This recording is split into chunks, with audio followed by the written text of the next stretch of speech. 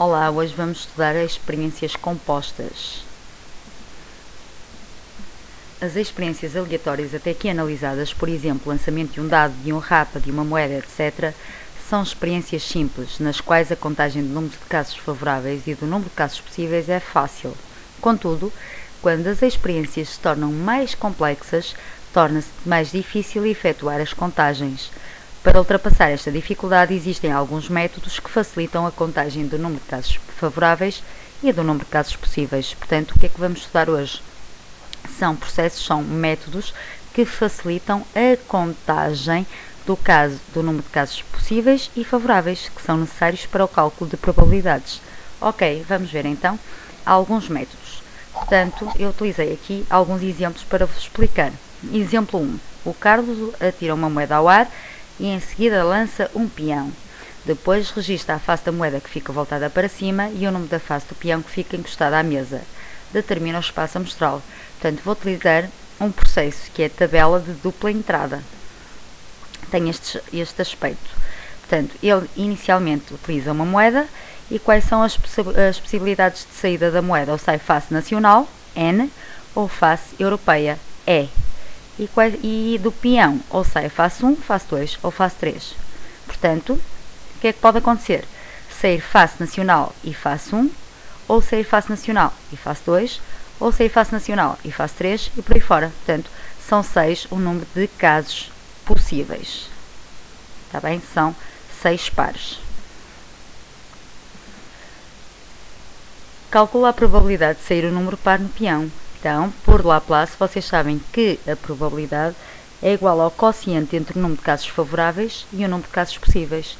Quantos casos favoráveis temos a este acontecimento? 2, certo? Em quantos possíveis? 6, portanto a probabilidade será 2 em 6, 1 terço, que é igual a 1 terço. Posso resolver também este exemplo através de um diagrama em árvore, está bem? Diagrama de árvore. Portanto, no primeiro lançamento, a moeda vai aparecer o quê? 2 ramos. Porquê? Pode sair face nacional ou face europeia.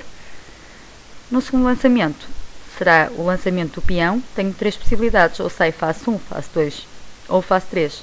Portanto, 3 ramos, certo?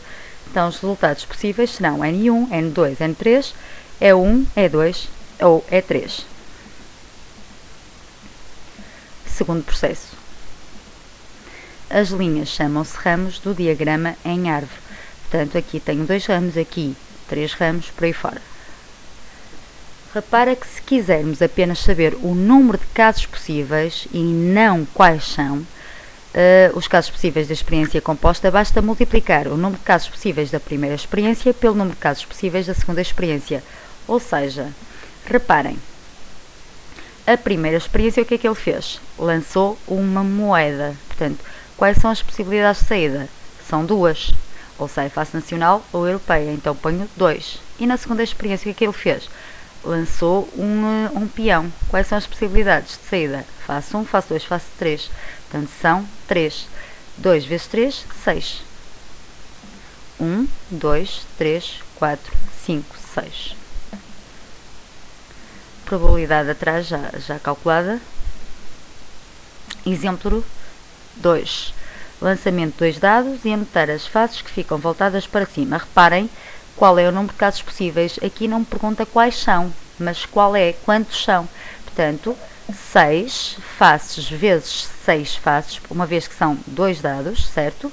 6 vezes 6, 36. Os casos possíveis são 36. Qual é o espaço de resultados? Para responder a esta questão, vou utilizar a tabela de dupla entrada, certo? Então, os casos possíveis é 1, 1, 2, 1, 3, 1, 4, por aí fora. Portanto, 6 por 6 são 36. Qual é a probabilidade de sair 2 números maiores que 3? Ora, quantos casos favoráveis tenho a este acontecimento? À ocorrência deste acontecimento? Tenho 9. Portanto, 1, 2, 3, 4, 5, 6, 7, 8 e 9. Portanto, a probabilidade será 9 em 36, que dá 1/4. Exemplo 3, ou experiência 3, emenda de um restaurante. Ok. Quantas refeições diferentes podemos escolher, considerando que cada refeição é constituída por uma entrada, um prato e uma sobremesa? Reparem, para a entrada eu tenho duas possibilidades, sopa canja. Para o prato, três possibilidades, arroz de frango, bife grelhado e lampreia. Para a sobremesa, fruta da época ou pudim. Portanto, quantas são as refeições diferentes? Serão 2 vezes 3 vezes 2. 2 vezes 3, 6 vezes 2. 12 refeições diferentes. Se eu quiser saber quais são, vou recorrer ao diagrama de árvore, certo? Ok, então para a entrada, ou como sopa ou canja. 2 ramos. Para o prato, 3 ramos, para cada opção. Portanto, arroz de frango, bife ou lampreia. E para a sobremesa, fruta ou pudim. Ok. Então, quais são as refeições que eu posso escolher? Ou como sopa ou arroz de frango e fruta da época, ou então opto por comer sopa, arroz de frango e pudim, ou então opto por comer sopa, bife e fruta, por aí fora. Então aqui as 12 refeições diferentes que eu posso escolher. Escolhida uma refeição ao acaso, qual é a probabilidade de comer bife ou fruta? Portanto, bife ou fruta significa ou como só bife, ou como só fruta, ou como as duas, está bem? Ambas. Então vou procurar quantos são os casos favoráveis. São todos que têm só o F, ou só o B, ou o F e o B. Portanto, está aqui um, outro, por aí fora. São 8 casos favoráveis em 12 possíveis. Portanto, a probabilidade será 8 em 12, 2 terços. Diagrama de Venn. Ora, vamos lá ver. Numa academia há 50 alunos e praticam-se duas modalidades, balé e dança jazz. 25 alunos praticam balé, 30 praticam dança jazz e 5 as duas modalidades. Diagrama de Venn, que vocês já sabem o que é, dois conjuntos, porque aqui está em causa dançar balé ou dançar jazz, portanto dança jazz, certo? E coloco já este 5, vai ficar o quê? Na interseção dos dois conjuntos, porque 5 refere-se ao número de alunos que praticam ambas as modalidades, portanto ali vai aparecer um 5, certo? Então, como 25 alunos praticam balé, portanto este conjunto aqui tem que dar 25, mas reparem que eu já tenho ali 5, portanto 25 menos 5, 20. Significa que 20 alunos praticam apenas somente balé. Reparem, cuidado com isto. Se eu perguntar assim, quantos alunos praticam balé? São 25. Mas se eu perguntar assim, quantos alunos praticam apenas balé? Não são 25, são apenas 20, certo? Quantos alunos praticam dança jazz? São 30. Como eu já tenho ali o 5, 30 menos 5, 25, significa que 25 alunos praticam somente apenas dança jazz. Reparem, no total são 50. 25 mais 5, 30, mais 20, 50, significa que cá fora, no exterior dos conjuntos, vai ficar o 0. O que é que isto significa? Que todos os alunos fazem alguma coisa, dançam alguma coisa, certo? Ou dançam balé, ou dançam dança jazz, ou ambas as danças, está bem? Ok, praticar apenas balé, qual é a probabilidade? Agora é extremamente fácil.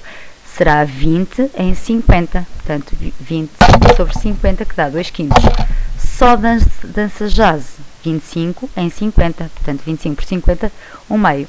As duas modalidades, 5 sobre 50, 1 décimo.